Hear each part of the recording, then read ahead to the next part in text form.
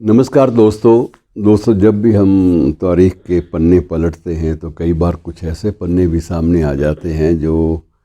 ज़िंदगी को जीने का एक बिल्कुल नया सलीका देते हैं। आज एक छोटी सी कहानी जो एक इसी तारीख़ के पन्नों पर दर्ज है, मैं उसका ज़िक्र आपके सामने करना चाहूँगा। मित्रों, एक डांसर थी, नर्तकी, जिसका काम सिर्फ ये था कि उसने अपना एक कोठा बनाया हुआ था और कोठे पे डांस करना, और जो अमीर लोग हैं या जो किसी राजघराने से ताल्लुक़ रखते हैं या फ्यूडल जो भी हैं, तो उनको बुला के उनके सामने डांस करना और उनसे 4 पैसे लेके अपना गुज़र औकात करना। और ये सिलसिला काफ़ी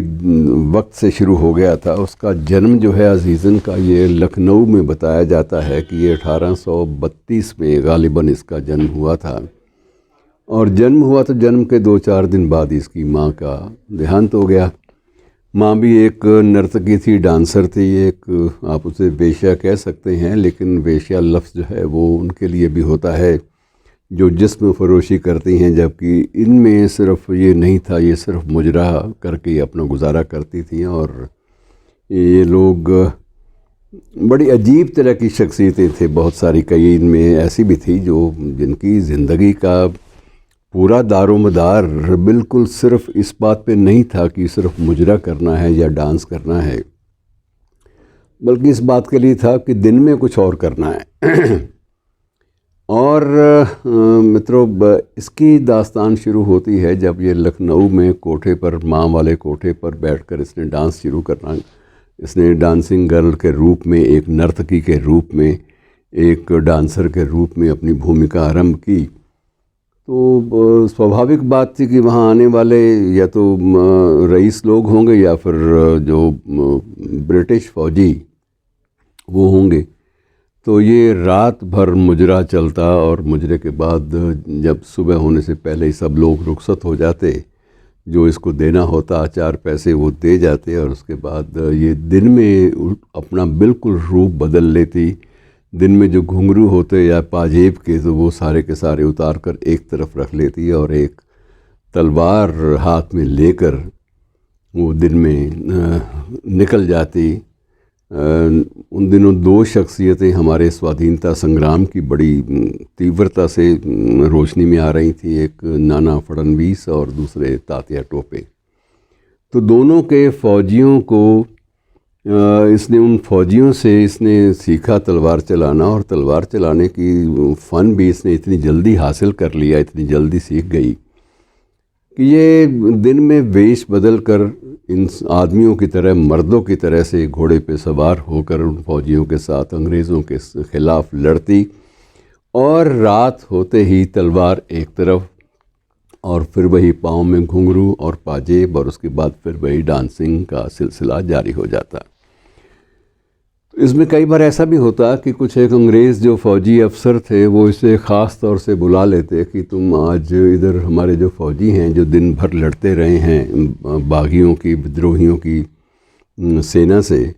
तो तुम आज उनका मनोरंजन करो और आके उनकी खिदमत करो। तो ये चली जाती,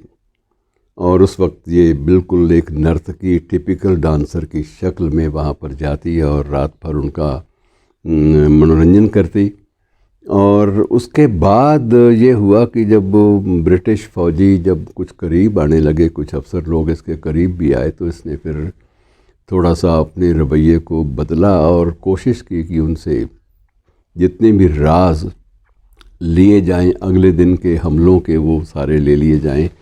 और सुबह के पहर में जब वो फ़ौजी वापस लौटते, तो सुबह के उस पहर में ये अपना वेश बदल कर घोड़े पे सवार होकर नाना साहब के पास या तांतिया टोपे के फ़ौजियों के पास पहुंच जाती, और उनको सारी की सारी खबरें दे देते कि आज ये होगा, आज वो होगा, आज उनकी प्लान ये है, आज वो लोग वहाँ पर आपको घेरने की कोशिश करेंगे। और फिर उसके बाद उन्हीं फ़ौजियों में एक मर्दानगी दिखाते हुए एक मर्द की तरह से वो साथ में लड़ती भी रहती, साथ में सारे राज भी दे देती। वो सारे लोग बड़े परेशान थे कि ये तो सिलसिला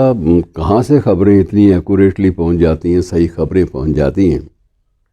लेकिन अजीज़न किसी के काबू नहीं आई कि उसके दोनों ही जो रूप थे,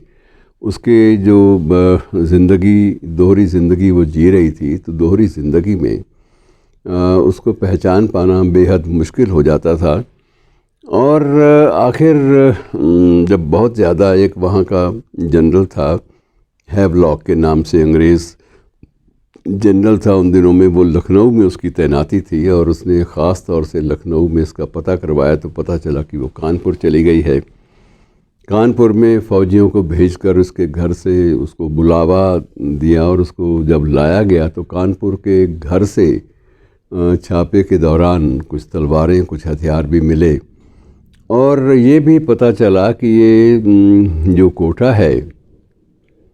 ये अब सिर्फ डांसिंग का इसमें काम नहीं होता, सिर्फ मुजरा नहीं होता, मुजरे के साथ साथ ये जो बागी फ़ौजी जो नाना साहब के जो भाग कर आते थे उनको वक्त दे देते कि सुबह सुबह आप आ जाइए और सुबह के बाद आप यहाँ कोठे पे आकर अपना शरण ले लीजिएगा। यहाँ पर रात भर जब तक मेरा मुजरा शुरू नहीं होता तब तक आप यहाँ बेफिक्री से छुपे रहिए और उसके बाद रात के मेरे मुजरे का वक्त हो तो उससे पहले आप लोग भी अपने मोर्चों पे निकल जाइए और मैं अपने मोर्चे पे तैनात हो जाऊंगी। तो दूसरा मोर्चा रात वाला वही मुजरे वाला। तो आखिर जब कानपुर में इसके मकान पर छापा पड़ा तो वहाँ से हथियार भी बरामद हुए और कुछ एक फ़ौजी जो तांतिया टोपे के थे या नाना साहब के थे वो भी वहाँ से पकड़े गए। और जब इसे हैवलॉक के सामने पेश किया गया तो हैवलॉक इसे देखता रह गया कि इतनी खूबसूरत और नर्तकी और इसका जिस्म जो है वो तो मर्दों की शक्ल वाला है ही नहीं और इसने तलवार कैसे उठाई होगी। तो ये वो बड़ा दंग रह गया और काफ़ी देर तक जो उस वक्त की गवाहियाँ दर्ज हैं वो बताते काफ़ी देर तक इसे देखता रहा और आखिर उसने फ़ैसला किया कि अगर अजीज़न तुम अगर किसी भी तरह से अपना ये धंधा जो है इसको जारी रखो और बाकी तुम माफ़ी मांग लो और हमें उन लोगों के नाम पते बता दो जो यहाँ टिकते रहे हैं, तो हम तुम्हें सज़ाए मौत नहीं देंगे। लेकिन वो तो बिल्कुल दूसरे रंग में रंगी जा चुकी थी। आज़ादी के दीवानों के साथ उसके ताल्लुकात बिल्कुल अलग किस्म के थे और उसको ये समझ में आ गया था कि ज़िंदगी जीनी है तो कम से कम अपने वतन के लिए जीना ज़्यादा अच्छा होता है और वतन के लिए जो जूझेगा वही इतिहास के पन्नों में दर्ज होगा। और हैवलॉक ने उसको जब देखा कि कोई असर नहीं हुआ तो उसने फ़ौजियों से कहा कि अपनी बंदूकें तानो और इसको भून डालो मेरे सामने ही। और इससे पहले कि फ़ौजी अपनी बंदूकें तानते और वो भून डालते, वो खुद जाके हैवलॉक के सामने खड़ी हो गई कि तुम में हिम्मत है तो तुम पहली गोली चलाओ और मैं तुम्हारे सामने खड़ी हूँ, लेकिन याद रखो मैं किसी पल भी अपने वतन की आज़ादी के लिए किसी तरह का ज़िंदगी का समझौता नहीं करूँगी। और ये सुनते ही हैवलॉक आग बबूला हो गया और उसने सारे फ़ौजियों के सामने खुद अपनी बंदूक से गोलियां चलाकर उसको वहीं ढेर किया। और उसके बाद इतिहास के पन्नों में उसका नाम दर्ज तो हुआ लेकिन बहुत देरी से, और तब हुआ जब उसके बारे में जानकारियां इकट्ठी हुई उसके कोठे के बारे में। और जब सारी दास्तानें खुलने लगी तब अंग्रेज़ पर्टिकुलरली हैवलॉक और अन्य कुछ उसके जो अफसर थे, अफसरान थे, उन सब ने इस बात का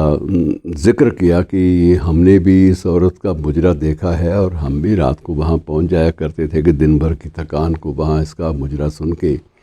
दूर करें। लेकिन दिन में ये कैसे रूप बदल लेती थी ये हमें समझ में नहीं आया। तो मित्रों, ऐसी बहुत सारी दास्तानें हैं जो इतिहास के पन्नों में दफन हैं, जिनको देखेंगे तो आपको बड़ी प्रेरक लगेंगी कि कैसे कुछ लोगों ने अपने पेशे को दरगुजर रखते हुए, एक तरफ रखते हुए अपने वतन के लिए अपनी जानें कुर्बान कर दी। शुक्रिया।